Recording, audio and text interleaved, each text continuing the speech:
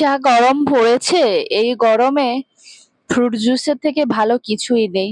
আর তোমরা তো সবাই জানো পেয়ারার পুষ্টিগুণ সম্পর্কে নতুন করে বলার কিছু নেই। এর মধ্যে omega 3, omega 6, saturated fatty acid, fibre সবকিছুই থাকে। তারপরে 70% ওয়াটার থাকে, ভিটামিন A থাকে, আর অ্যান্টিঅক্সিডেন্টে তো ভরপুর। তাই পেয়ারা পুষ্টিগুণ সমৃদ্ধ ফলগুলোর মধ্যে একটা অন্যতম। এগুলো তো হলো উপকারের কথা, এবারে আসি টেস্টের কথায়।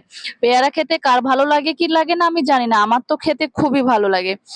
আর সত্যি কথা বলতে গ্রীষ্মের দুপুরে বসে এমনি পেয়ারার খাওয়ার থেকে আমার মনে হলো পেয়ারাটা তো অনেকটাই পেকে গেছে, চলো এটাকে একটু ফ্রুট জুস বানিয়েই খাই। তো সেই কারণে পেয়ারাটাকে ছোট ছোট পিস পিস করে আমি কেটে নিয়েছি, তার উপরে দিয়ে দিয়েছি এখানে বিট লবণ আর একটু গোলমরিচের গুঁড়ো, দেওয়ার পরে ভালো করে ব্লেন্ড করে নিয়েছি।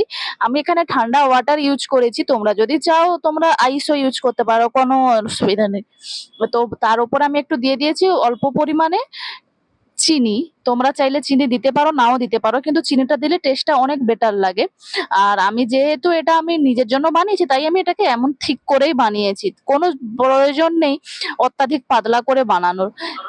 যাই হোক, এনজয় করো বাড়িতে বসে এই পেয়ারার জুস। সাথে তো আছে আরো অনেক অনেক ফলের জুস, কারণ গ্রীষ্মকালে কিছু পাওয়া যাক না যাক, ফলের সমাহার। তো এনজয়। তারপর চলো আর একটা ফলের জুস সম্পর্কে তোমাদেরকে বলি। আর গরমকাল মানেই তো জানো বেল, খুব পরিমাণে বেল পাওয়া যায় এই সময়তে, বেলের কোনো অভাব থাকে না। আর ছোটোবেলাতে আমরা যখন মাঠে যেতাম তখন একজন জেঠিমা ছিল, সে তেনাদের কাছে অনেক বেল হতো, তো উনি আমাদেরকে এই বেলের শরবত করে খাওয়াতো। সত্যি খুব ভালো লাগতো খেতে, কারণ ওই সকালবেলা যখন মাঠের দিকে যেতাম জেঠিমারা বলতো যে আয় বেলের শরবত করে খাওয়াবো।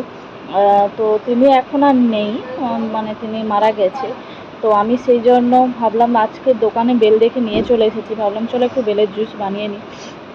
বেলের জুসটা বানানোর জন্য বেলের ভেতর থেকে আমি বীজগুলোকে ছাড়িয়ে নিয়েছি, তারপরে সেটাকে ব্লেন্ডারে দিয়ে দিয়েছি ব্লেন্ড করার জন্য। অল্প একটু লবণ দিয়েছি, আর সাথে একটু চিনিও অবশ্য দিয়ে দেবেন। দেখুন, যারা চিনি খেতে পছন্দ করে তারা চিনি দিয়ে দেবেন, আমার চিনি খেতে খুব একটা ভালো লাগে না, আর আমি প্রেফারও করি না সেই কারণে। আর এখানে দেখতে পাচ্ছি আমি সুন্দর করে ব্লেন্ড করে নিয়েছি।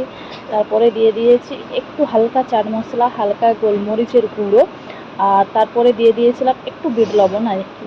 তো সব কিছু দেওয়ার পর আবার ভালো করে ব্লেন্ড করে নিয়েছি। এই যে দেখতে পাচ্ছ আমার ফ্রেশ একদম বেলের জুস। আর তোমরা যদি একটু পাতলা করে খেতে চাও এর সাথে জলও মেশাতে পারো। তারপরে একটু দিয়ে দেবো লেবু, বাস আর কি চাই বলো।